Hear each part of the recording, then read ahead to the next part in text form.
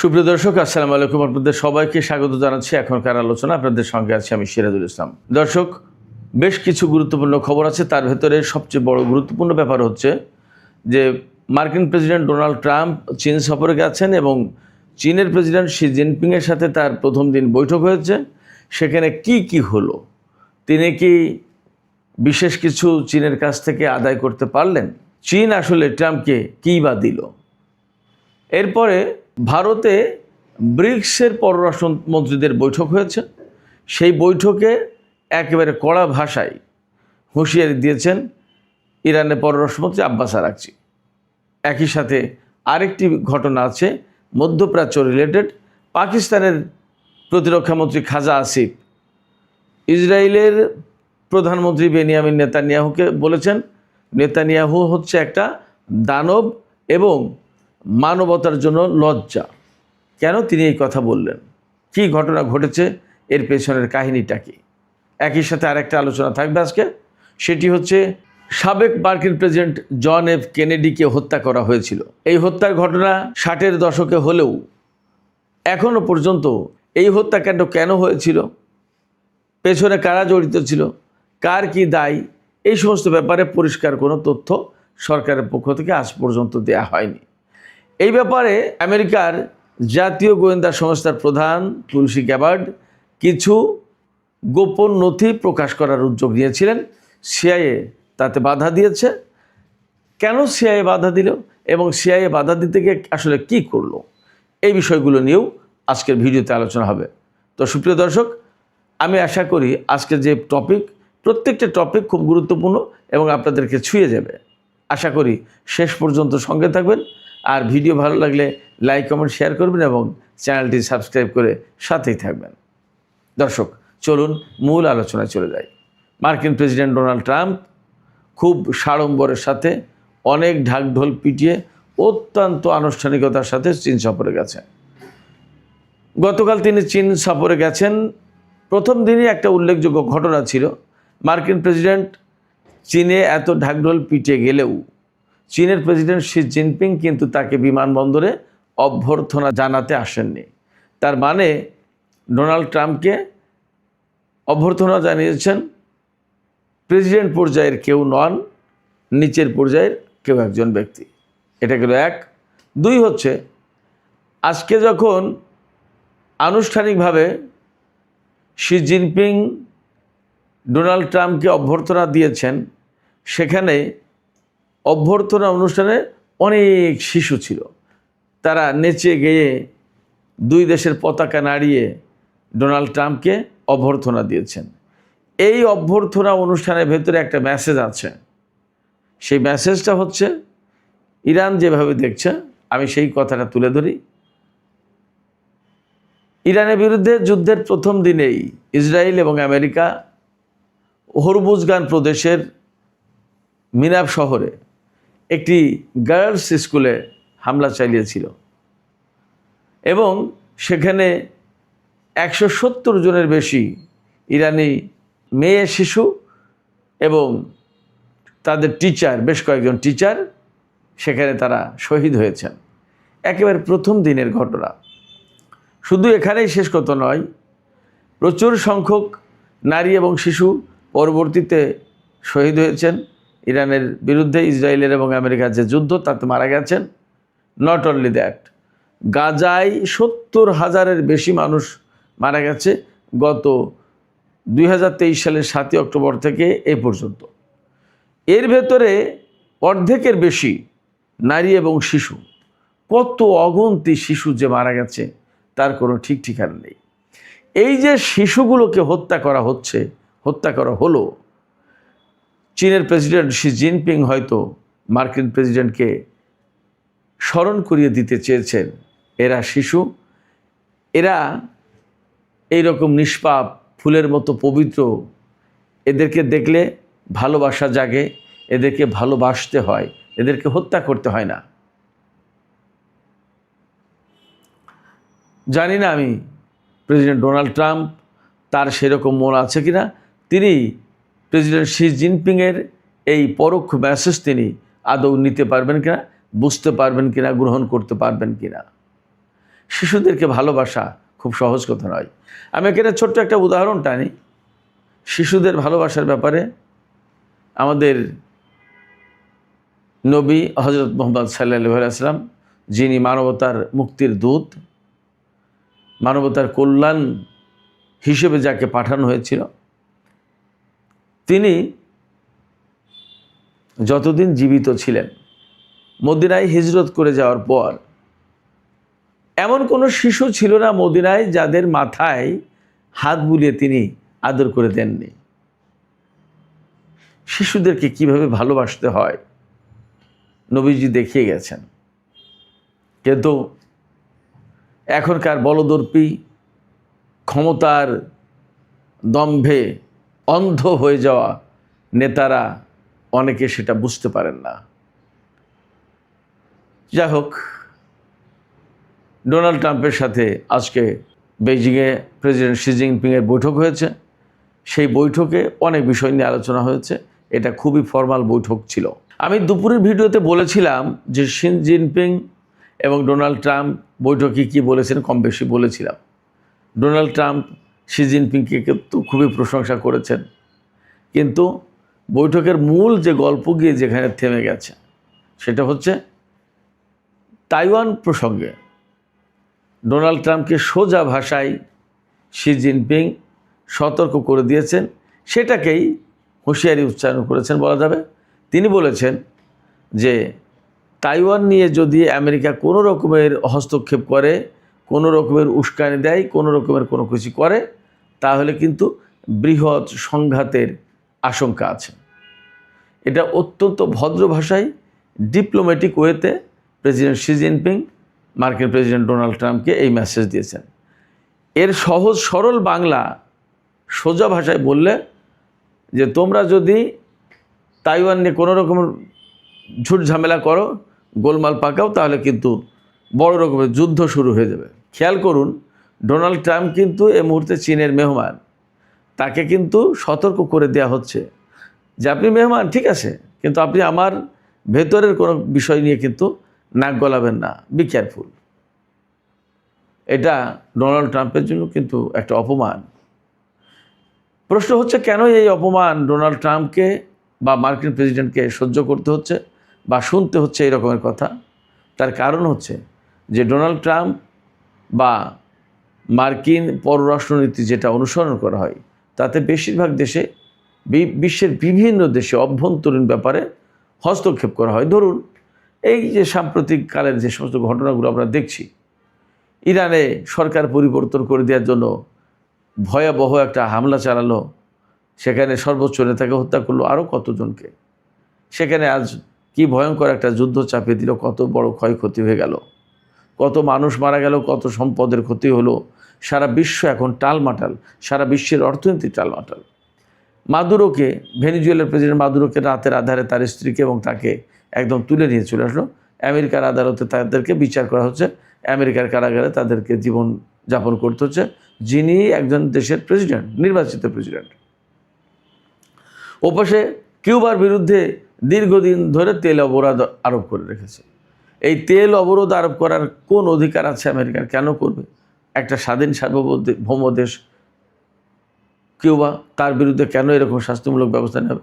শুধু তেল অবরোধ আরোপ করেই শেষ হয়নি, কিউবার বিরুদ্ধে হামলা চালানোর জন্য হুমকি দিচ্ছে বারবার মার্কিন প্রেসিডেন্ট ডোনাল্ড ট্রাম্প।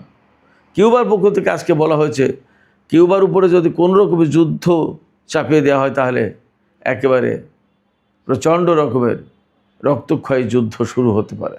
কিউবার পক্ষ থেকে এরকম সতর্কবার্তা দেওয়া হয়েছে। আরও কত জায়গায়, সিরিয়াতে, আফগানিস্তানে, ইরাকে, লিবিয়াতে, মিশরে, গাজায়, কোন জায়গায় না, লেবাননের সব জায়গায় ভয়ঙ্কর একটা পরিস্থিতি তৈরি হয়ে যায়, বিশেষ করে মার্কিন পররাষ্ট্রনীতির কারণে। এবং আমেরিকার যে প্রেসিডেন্ট ক্ষমতায় আসুক না কেন, মোটামুটি সবাই একই রকমের নীতি অনুসরণ করে। কারণ এই নীতি এক সার্টেন কোনো প্রেসিডেন্টের পক্ষ থেকে প্রণীত হয় না। এই নীতি বৃহত্তরভাবে গোয়েন্দা সংস্থা, বিভিন্ন লবি, এই সমস্ত সবাই মিলে দীর্ঘ দিনের জন্য এই নীতি প্রণয়ন করে এবং এর সাথে থাকে অস্ত্র ব্যবসা এবং বিশ্বের বিভিন্ন দেশের সম্পদ দখল, এই সমস্ত অনেক কিছু থাকে, এগুলো এইভাবেই বলা হয়। সেই কারণে আজকে ডোনাল্ড ট্রাম্প যখন চীনের সফরে গেছেন এবং ইরানের সাথে যখন যুদ্ধ হচ্ছে, হরমুজ প্রণালীতে যখন প্রচণ্ড রকমের উত্তেজনা, এবং গত কয়েকদিনের ভিতরে চীনের উপরে যখন কয়েক দফায় নিষেধাজ্ঞা আরোপ করেছে, শুল্ক আরোপ করেছে, অনেক কিছু, সেই রকম একটা প্রেক্ষাপটে যখন ডোনাল্ড ট্রাম্প চীন সফর করছেন, তখন কিন্তু এখন ইরানের প্রেসিডেন্ট গেলে চীনের যেভাবে মূল্য পাবে, ডোনাল্ড ট্রাম্প কিন্তু চীনের কাছে সেই মূল্য পাচ্ছে না, সেই আদর, সেই কদর, সেই সম্মান পাচ্ছে না। কারণ এই ডোনাল্ড ট্রাম্পই তো চীনের বিরুদ্ধে দফায় দফায় নিষেধাজ্ঞা আরোপ করছে, হুমকি দিচ্ছে, কত কিছু। এমনকি এই তাইওয়ান ইস্যুতে চীনের বিরুদ্ধে যুদ্ধের হুমকি দিয়েছিলেন কিছুদিন আগে এই ডোনাল্ড ট্রাম্প। সেই ডোনাল্ড ট্রাম্প যখন চীন সফরে গেছেন, তখন কিন্তু তাকে সেইভাবে যথেষ্ট সম্মান করা হচ্ছে না, এটা স্বাভাবিক। আমি যা বলবো সেটা হচ্ছে যে যা কিছু হচ্ছে তা সব কিছুই আমেরিকার অর্জিত ফলাফল, তাদেরই কামানো জিনিস, তাদেরই কামাই করা ফলাফল।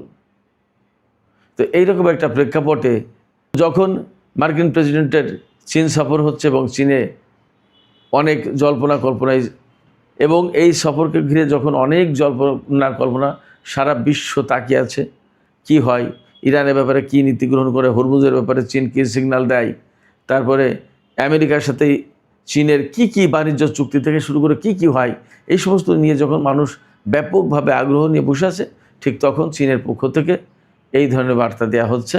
এবং আমি মনে করি অনেকের কাছে একটা প্রশ্ন আছে যে চীন কি ইরানের সাথে এই মুহূর্তে বিশ্বাসঘাতকতা করবে, গাদ্দারি করবে, অর্থাৎ চীন নিজের স্বার্থের জন্য আমেরিকার পক্ষে চলে যাবে, কিছু স্বার্থের জন্য আমেরিকার সাথে এমন কোনো চুক্তি করবে কিনা যার কারণে ইরান ক্ষতিগ্রস্ত হবে। আমি আপনাদেরকে দুটো কথা বলি। প্রথমত, ইরান এবং মধ্যপ্রাচ্যে চীনের অনেক অনেক বড় স্বার্থ আছে। আপনারা খেয়াল করবেন, ভেনিজুয়েলায় কিন্তু বহু শত কোটি ডলার বিনিয়োগ করেছিল চীন। ভেনিজুয়েলার প্রেসিডেন্ট মাদুরোকে তুলে আনার পরে চীনের সেই টাকা, সেই বিনিয়োগ কিন্তু এখন মারাত্মকভাবে ঝুঁকির মুখে আটকে পড়ে গেছে। এইটা আদৌ কোনো দিন আর পাবে কিনা নিশ্চয়তা নেই।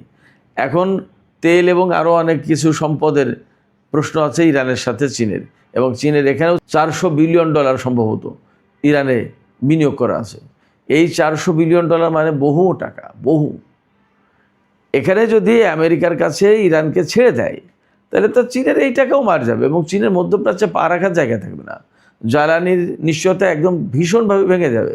হরমুজ প্রণালী তখন আমেরিকা কন্ট্রোল করবে। তাহলে অতএব এই সমস্ত বিষয় চীন মাথায় রেখে কোনো মতেই এমন কোনো চুক্তি বা এমন কোনো কথা বা এমন কোনো ওয়াদা দেবে না, করবে না বা বলবে না যার কারণে ইরানের স্বার্থ ক্ষতিগ্রস্ত হয়, চীনও ক্ষতিগ্রস্ত হয়। মনে রাখবেন, চীন এবং ইরানের স্বার্থ একেবারে অঙ্গাঙ্গিভাবে মিশে গেছে, একটা থেকে আরেকটা বিচ্ছিন্ন করার সুযোগ নেই। অতএব ডোনাল্ড ট্রাম্পের সাথে এমন কোনো চুক্তি করে চীনের প্রেসিডেন্ট শি জিনপিং ইরানের সাথে বিশ্বাসঘাতকতা করবে, এটা বিশ্বাস করার কোনো কারণ নেই। দর্শকের পাশে ইরানের পররাষ্ট্রমন্ত্রী আব্বাস আরাকচি ইন্ডিয়া সফর করছেন। ইন্ডিয়াতে ব্রিক্সের পররাষ্ট্রমন্ত্রীদের সম্মেলন হচ্ছে, গুরুত্বপূর্ণ সম্মেলন। শীর্ষ সম্মেলনের পরে যে গুরুত্বপূর্ণ সম্মেলন সেটা কিন্তু এটা।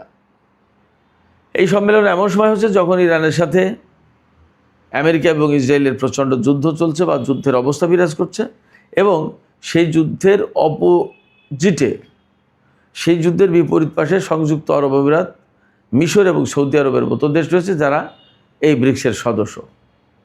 এর ভেতরে সৌদি আরব এবং সংযুক্ত আরব আমিরাত ইরানের বিরুদ্ধে যুদ্ধ করেছে বলে বিভিন্নভাবে রিপোর্ট প্রকাশ হচ্ছে।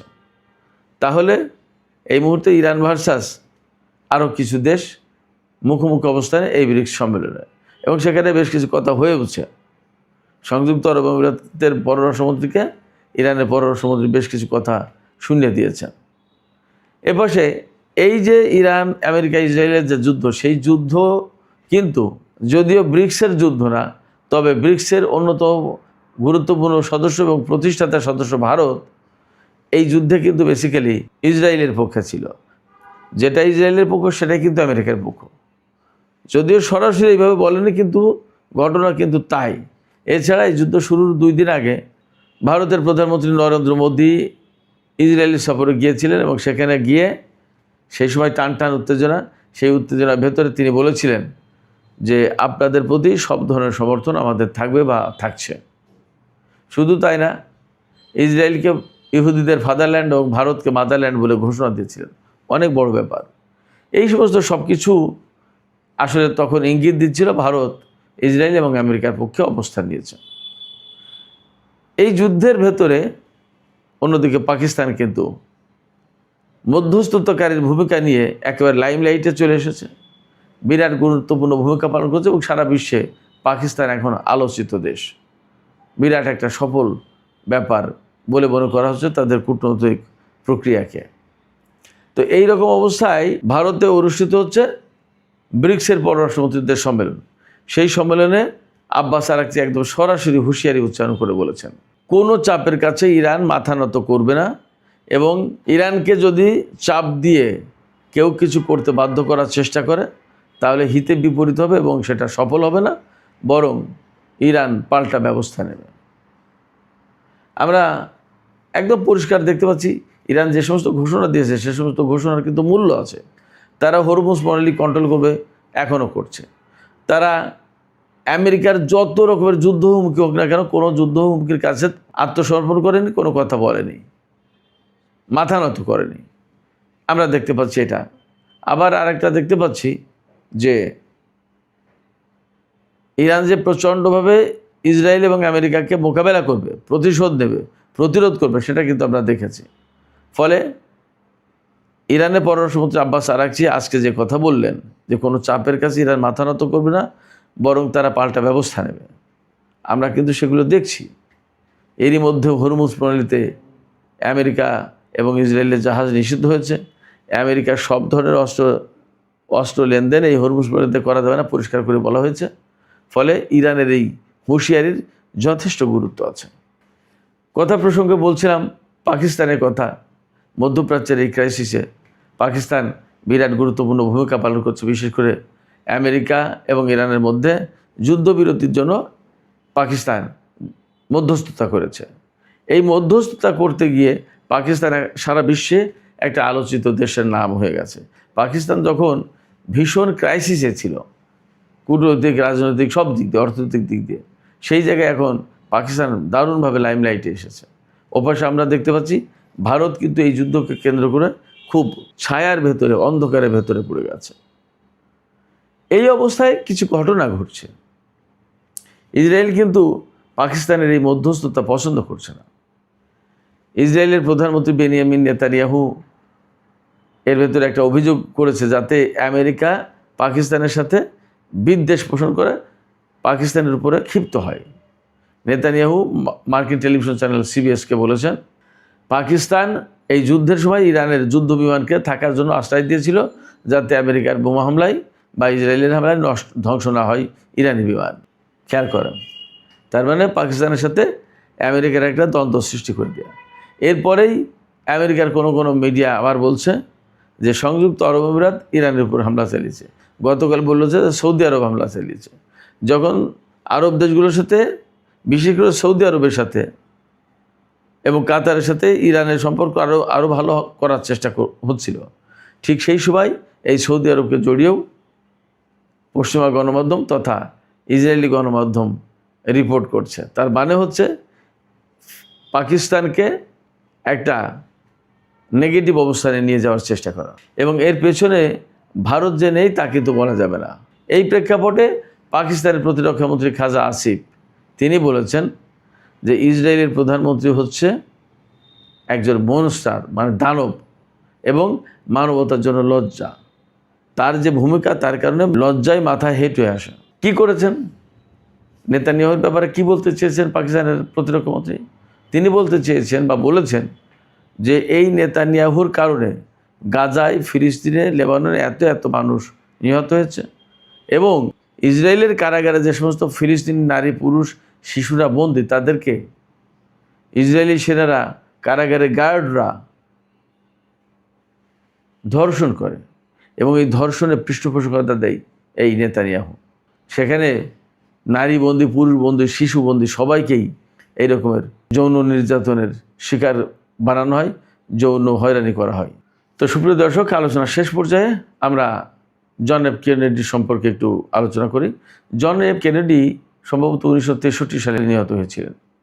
তো তিনি নিহত হওয়ার পরে কেন নিহত হলেন, কারা ছিল তার পেছনে কী কী ব্যাপার, বিস্তারিত কোনো তথ্যই পর্যন্ত প্রকাশ করেনি মার্কিন সরকার। এই তথ্য প্রকাশ করার জন্য কিছুদিন আগে ডোনাল্ড ট্রাম্প নাকি নির্দেশনা দিয়েছিলেন। সেই নির্দেশনা মোতাবেক আমেরিকার যত গোয়েন্দা সংস্থা আছে তার পরিচালক, কোঅর্ডিনেটর তুলসী গ্যাবার্ড, তিনি অন্তত 40 বাক্স গোপন নথিপত্র প্রকাশ করার উদ্যোগ দিয়েছিলেন। এই উদ্যোগ ঠেকিয়ে দিয়েছে মার্কিন কেন্দ্রীয় গোয়েন্দা সংস্থা সিআইএ। তারা বলছে যে এইটা করা যাবে না, এবং তারা তুলসী গ্যাবার্ডের অফিসে অভিযান চালিয়েছে এবং সেই সমস্ত ফাইল নিয়ে গেছে। যেখানে সিআইএর যারা এই অভিযান চালিয়েছে তাদের বস হচ্ছে তুলসী গ্যাবার্ড, অথচ তার কাছ থেকে ছিনিয়ে নিয়ে গেছে সিআইএর লোকজন। তার মানে কি? তার মানে হচ্ছে তুলসী গ্যাবার্ডেরও কোনো মূল্য নেই সিআইএর কাছে। ব্যাপারটা কিন্তু এই দাঁড়ালো।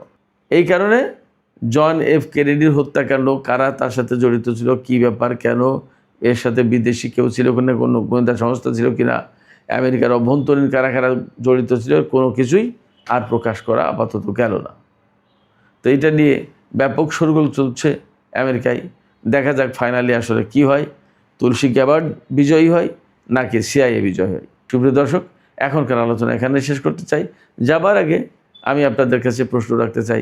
অনেকেই বলছেন, আপনারাও আমাকে দুপুরের ভিডিওতে অনেকে প্রশ্ন করেছেন যে চীন আসলে বিশ্বাসঘাতকতা করবে কিনা।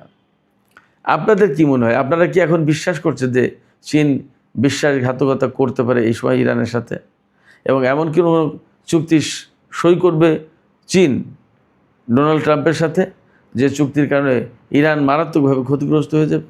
আপনাদের মতামত জানিয়ে কমেন্টে লিখুন। আর ভিডিও ভালো লাগলে লাইক, কমেন্ট, শেয়ার করবেন এবং চ্যানেলটি সাবস্ক্রাইব করে সাথেই থাকবেন। সুপ্রিয় দর্শক, এখনকার আলোচনা এখানে শেষ করতে চাইছি। আপনাদের সবার জন্য অনেক অনেক শুভকামনা। আপনারা সবাই ভালো থাকুন। আল্লাহ হাফেজ।